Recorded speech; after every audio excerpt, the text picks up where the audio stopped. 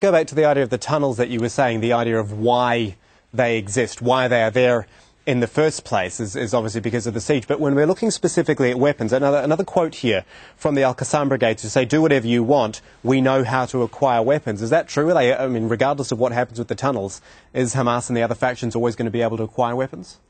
Yes, I think it's true. It may become a little bit more difficult or not.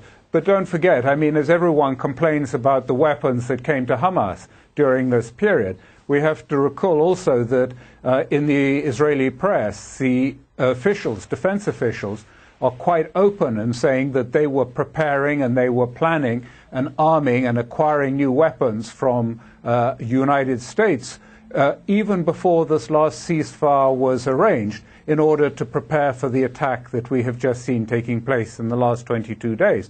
So if Hamas has been weaponizing, it's no less the case that Israel has been weaponizing. Right, so but let's no one put that proposes then. that there should be some equity in this. Right, so let me put that then to Dan Schueftan in Tel Aviv. Why should the United States be deciding who gets armed and who doesn't get armed in the region? And as Alastair Crooke says, Israel is clearly being armed by an outside force as well. But the question is ridiculous. You assume that if you arm the police, you also have to arm the murderers and the rapists.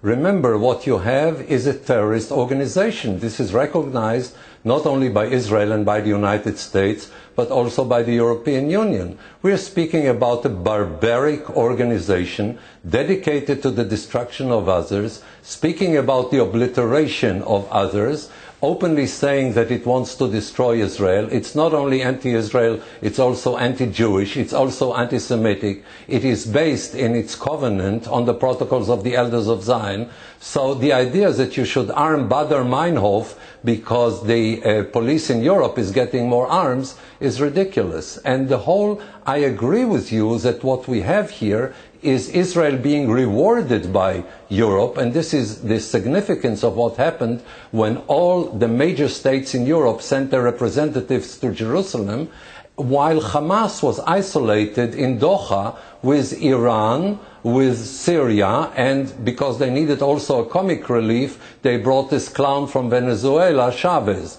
So what you have here is everybody in the world except the most radical, Iran, Syria, Hezbollah, Hamas, and Chavez, everybody else in the world came to Sharm el-Sheikh and to Jerusalem because they realized, everybody including the majority of the Arab world, that what you have in the Gaza Strip is not a legitimate element. The legitimate Palestinian element is the Palestinian government and Abu Mazen. And what you have in the Gaza Strip are people who are cruel to their own people.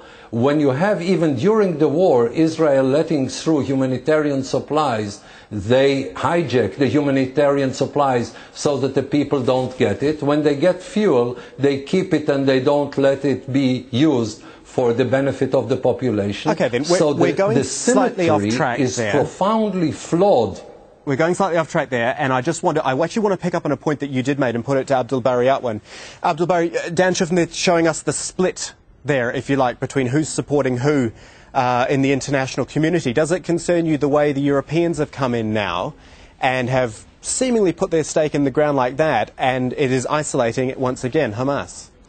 Well, first, I am really shocked and surprised by the way this propaganda is presented, which is extremely degrading and misleading. Terrorism, who is actually terrorizing the people in Gaza, who are killing at least 450 children, who actually destroyed more than 4,000 houses over the head of the people who were living there.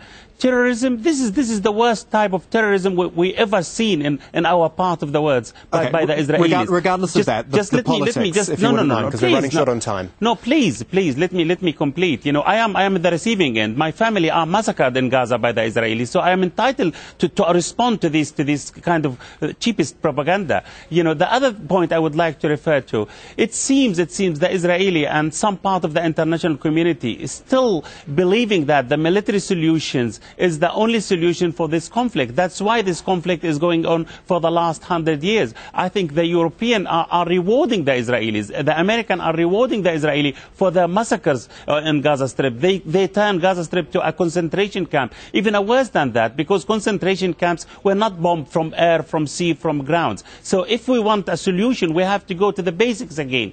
Why those people are resisting the occupations? Simply because border crossings are sealed, because people are starving, because the Israeli actually undermined the moderate Palestinian leader Mahmoud Abbas when they actually failed him completely, killed the peace process, turned the life of the people in the West Bank miserable, as we see with about 630 checkpoints and with the settlements mushrooming there, eating the Palestinian land. In short, can Europe make a difference? We can make a difference. We have to go back to the peace process. We have to go and see who is actually blocked this peace process and who is actually helping it. Who is the moderate and who is the radicals? Who are the terrorists and who are the people who want their basic rights to come back, who would like a full implementation of international legality, and also the Annapolis peace process, which actually is sponsored by the American. So by depriving Hamas from any weapons to defend itself, it means giving a green light to the Israeli to go back again and massacre people in Gaza,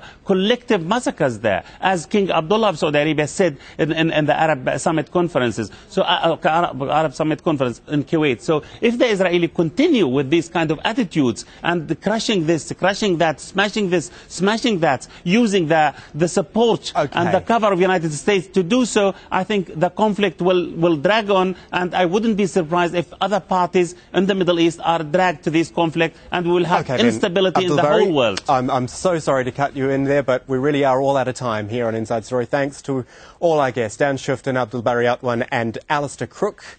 And thank you, our viewer, for joining us here on this edition of Inside Story.